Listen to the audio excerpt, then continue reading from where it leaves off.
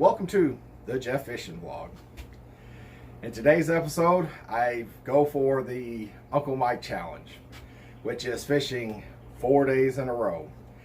Mike and I used to do this pretty often. We worked at the same place. If we had our 4 days off together, we would fish every single day. And this was quite a few years ago. This was like back in 2005. This is 2020 now. I'm a little bit older. And I have a lot more responsibilities. We were renting back then. You know, now I own a house with multiple vehicles and whatnot. So sometimes it's hard to just carve out the time to be able to fish all 4 days like that. But I managed anyway. I managed to get the yard mowed while I was off, because, you know, people really care about that. So in today's episode, I'm going to clean fish. I'm going to catch fish. We're going to see if we catch any big fish or not. You're going to get to say hello again to Deb fishing. You're going to get to see a little bit of Miss Rye fishing. And you're about to see what happened when I went to the Ohio River on the first day.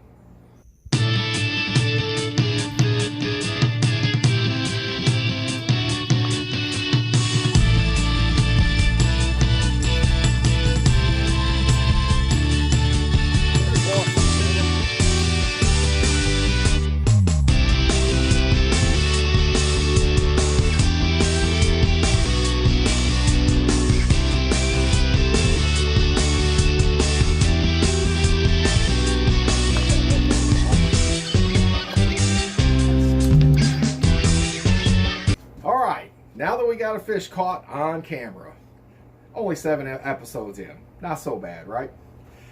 I had a pretty good time that day. I didn't catch the big one, but I'd caught the catfish that you'd seen.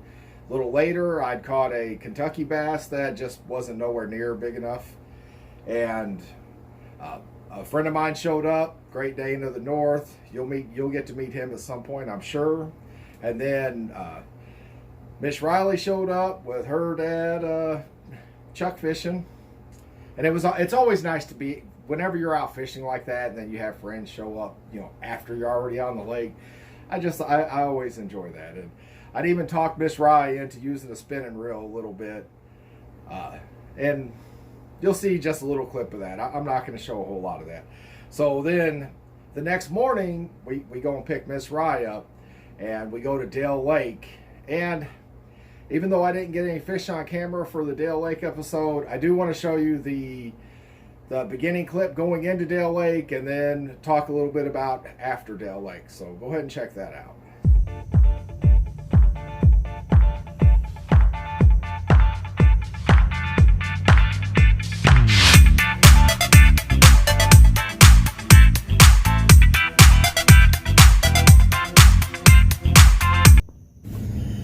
Hello, and welcome to day 2 of my 4-day challenge of trying to catch a 10-pound catfish this week while I'm off. I haven't showed you guys very many fish, just pictures of old fish.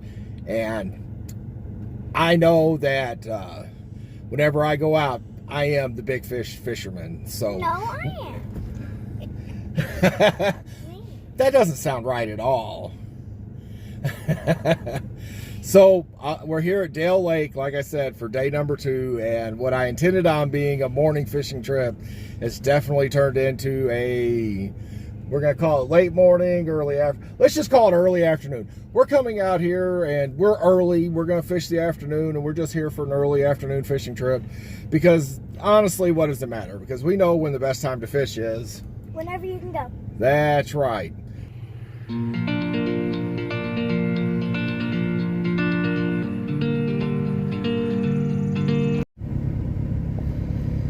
All right, we made it back home. No big fish. But of the 3 of us, who caught the big fish? That's right. You might not hear anybody say anything because we got one Miss Rye fishing. It was just too much for her. She's tuckered out. Miss Deb fishing. She caught plenty of fish. I think we got probably over 20 keeper bluegills. Nothing really big, just keeper-ish. Now, day 3 didn't go quite as planned. I ended up going to the Ohio River. I went to the Y pond to catch the bluegill. Zero bluegill. Everything had changed from 2 days before. I didn't see any of the bait fish working. The water wasn't near as calm. It was pretty choppy, which is not always a big deal. I did go get some minnows, but without the bluegill head, and then I wasn't able to fish as long as I would have liked. Nature called. It was time to go. So I had an hour out on the water. That was all I was going to get. No bluegill head, kind of no bites in that hour. But I did take the time to go ahead and show you how I set up my river tackle box. I don't carry a very big box. It's just the necessities, and this is for bank fishing. Anyway, here, check this out. Now we'll go ahead and take the time to show you what my tackle box looks like. Got a few of these.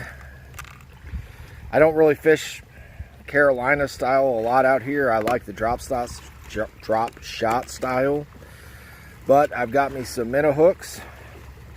What I don't have are the bait holder hooks, which I need to get some of those in there. I like to use these right here for the cut bait. I've got some treble hooks in there for whole live bluegill. These 1 ounce sinkers, I use those just about exclusively out here. I could use it probably a few smaller, and if I've got to use them very much bigger, the water is going to be so choppy that it makes it really difficult to fish. So there you go. That's my catfishing river setup. I like to take as very little stuff as possible in case I got to take a walk. Like, it might not look like much, but for me with 2 knee surgeries, this is a pretty interesting walk. Then I've got a little tackle bag. A lot of times I won't have minnows. I'll just have the bluegills. Now, when it came to day 4, I think the real theme of this entire week is you got to be happy for the blessings you have and not worry about the blessings that you want. It's easy to say, man, I didn't catch that big one. I spent all that time fishing this week and, just really be down about it. But you talk about it, I got to fish with my wife for 3 days. 3 of the 4 days. I got to fish with Riley for two of the 4 days. And in 2 days, we really caught quite a bit of fish. Now, the river didn't pan out the way I was hoping it would. But on this 4th day, when we head to Dale Lake, it just turned out to be a really good fishing trip. And I think I made a good decision, because I'd planned on bass fishing that day, this morning, day number 4. But I got out there and I'd done a handful of casts, and man, it just hit me that, you know what, just go ahead, go back, get some live bait. There was no live bait in the boat. Debbie wanted to bank fish, so I'd left her on the bank.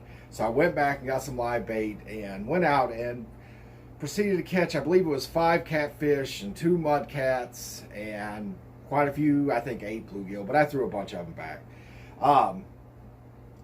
So we've got a nice mess of fish to clean, or I already cleaned the fish. We got a nice mess of fish to eat, I should say. And I done a little, let's see. So I'm going to clean some fish for you, and you're going to check that out here in a minute. And I have a little trick that I really enjoyed. And in my family, you'll hear me say it here again, but I'm going to hammer this point down. We don't want any bones in our fish, not in our fillets. And with my Aunt Penny, if you clean fish for her and she had gotten a bone in one of those fillets, she would never eat your fish again. Which, I understand some people don't care about that sort of thing, but I really had a lot of respect for my Aunt Penny's opinion. So whenever I would clean fish for her, I really paid extra attention, which I pay extra attention every time. When I clean my fish, I do not get bones in it. It's just the Wilson way.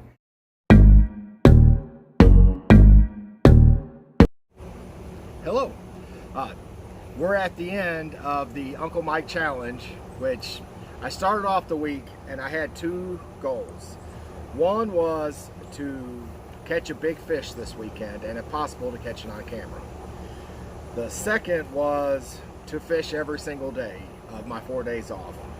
So moving forward, we're going to call the fishing the 4 days in a row, that's going to be the Uncle Mike Challenge. When my Uncle Mike was living down here with me, we constantly fished. That was the year 2005. I believe we took 100 fishing trips that year, and we worked overtime, and we just fished what felt like every single day. It was just a really cool year. So I am the big fish fisherman, except for today. My wife caught this nice catfish, which you can all see right here. His gills still look good. He'll be all right. She caught the bigger fish today. So, but that being said, I am married. You know, this is Miss Deb fishing over here, and what's hers is mine, and what's mine is hers, and what's hers is mine. So in a lot of ways, this is like my catch right here, right? So I want to take the time to show you guys how I clean fish. All right. We were really serious about cleaning fish. My dad's family, we are a 0 bones allowed in the fillets. And if somebody finds a bone in one of your fillets, you are kind of shunned from cleaning fish in the family. They really, you know, it's really suspect if people eat your fish again. My dad went a really long time. He ended up, old man with cramps in his hands before he ever had a bone in his fillet, and which is something really to be proud of. And I'm pretty good. I feel like I'm pretty good at this. So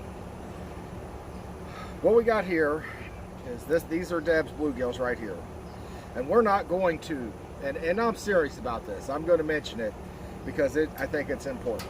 You hear a lot of people talk about, you know, they're catching bluegill this big. You know, they're always out catching these really big bluegill. They only keep bluegill a certain size. Well, I'm going to tell you, some people, you know, we got to eat. You know, and when you're in the mood for a fish fry, sometimes these fries are all you're catching.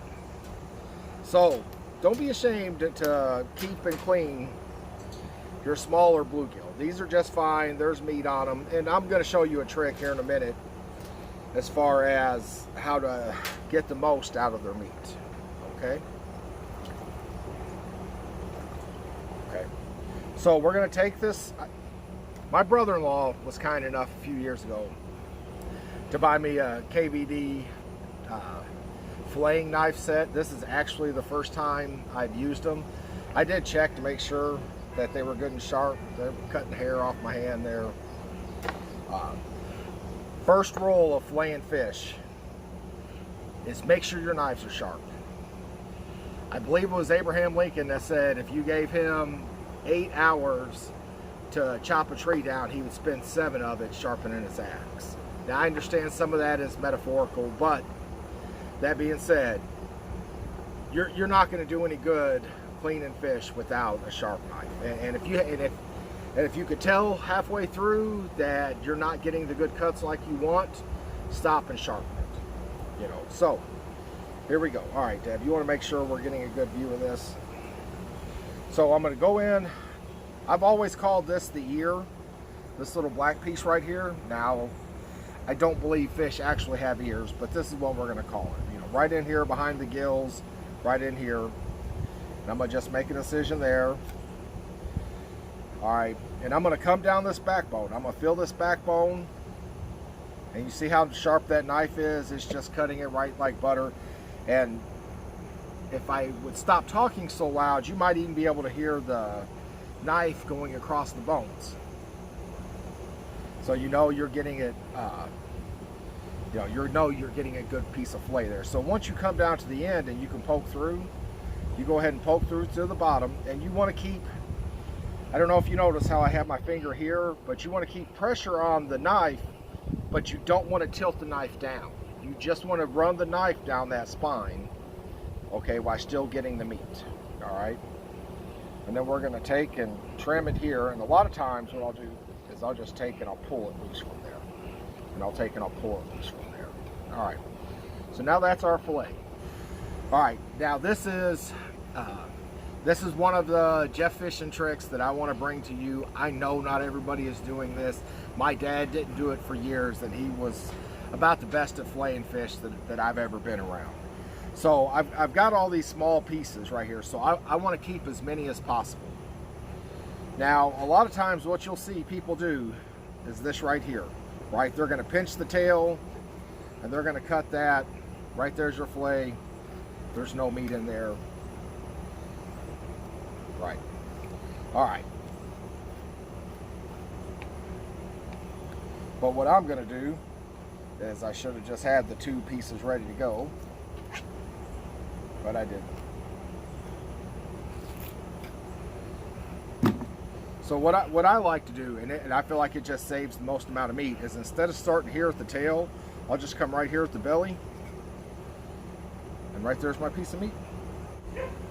All right, now I talk to a lot of people who do not like cleaning catfish. They probably don't know how, they haven't done it very much, and I don't always stay in practice. I have a couple of, I have a few fishing rules that I follow myself, and one is I don't keep anything unless I'm going to eat it within the next few days.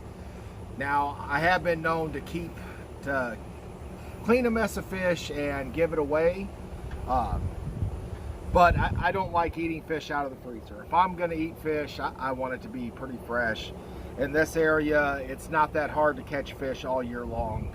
Even in the winter, I can go to the Ohio River down at the dam and catch sauger throughout the colder months, and we can catch some catfish there also. Anyway, so how I'm going to fillet these catfish is, all right, I'm going to come right behind the head here,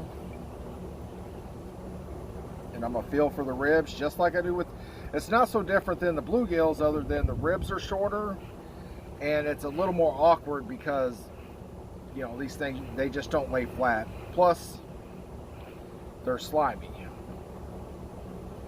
You know, they got that smooth, they're smooth operators. All right, so we're going to come through. Probably not going to do this as smooth as I would like to, especially for trying to show other people how to do it. All right, so I'm gonna come right along that rib and not cut my fingers off. There we go, there's one side. All right, now I do have 2 ways I can do this. Is I can start from the tail and go there and I'm gonna lose that little pinch, or I can just start from the middle, go there. Now on catfish, a lot of times I'll leave a little short because you're going to have that catfish meat right there. And then another thing I always watch for when I'm cleaning my catfish is that little bit of yellow right there. That's just got to come off. That's, you know, that's your, what's going to taste gross. Anything that's yellow or anything that's red, you just want to trim that off, and that'll make for a decent fillet. You know, we could have left it whole, but, you know, as far as just trying to save as many pieces as we can. Another thing I did not do with these fish that I like to do is I prefer to clean cold fish. If I get fish like this, I prefer to just buy the bag of ice, throw them all on ice. They seem to handle better. All right, now say you don't want catfish fillets. You would rather have beautiful pieces of meat like this, like you get from your local restaurant or Shoney's or wherever. I like it sometimes. My father-in-law loves it.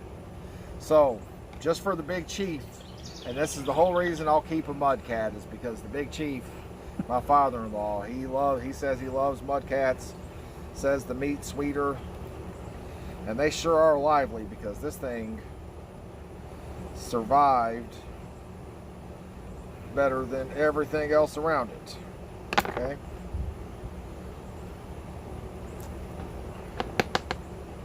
So we're going to get us a nice fiddler here. We're going to remove a few of the obstacles that are come into play. Now, there's nothing wrong with leaving the tail. You can take the tail off. My Uncle Tommy even likes to have the heads on whenever he grills it. You know, he'll grill everything, but he'll grill them with the heads on. Is what he says. I didn't word that very well because I'm trying to do all this. All right. So now we're cut. Good enough. Let's give her a tear. The idea is to get all the skin off just in one clean pull. It does not always happen that way. And I'm not going to re-record this just because I've got a few I'm in here and I could do it a few times to get it perfect. But we don't always get it perfect on the first try. It's pretty graphic. There we go, Charlie.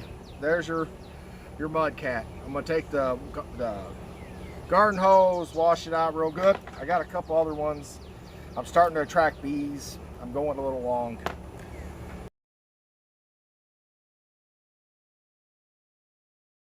So things didn't go quite as well as I would have liked, but I have to admit they went pretty well. Those catfish I caught at Dale Lake on this last day, that was a really pleasant surprise. And for Debbie to get the big fish, it just always makes me happy. You know, I can't be jealous of her because that's my girl, and it just makes me proud that, you know, she's bringing home fish that freaking almost 20 inches. I love it. You know, she's a heck of a fisherman. She's not just Deb Fishing in name. She really is Deb Fishing. I've got stories that I'll tell you guys at some other point where she just really impressed me. So next week, I'm going to respool a couple of my reels. I'm going to show you guys how to tie a couple of knots. And just remember, the best time to fish is whenever you can go.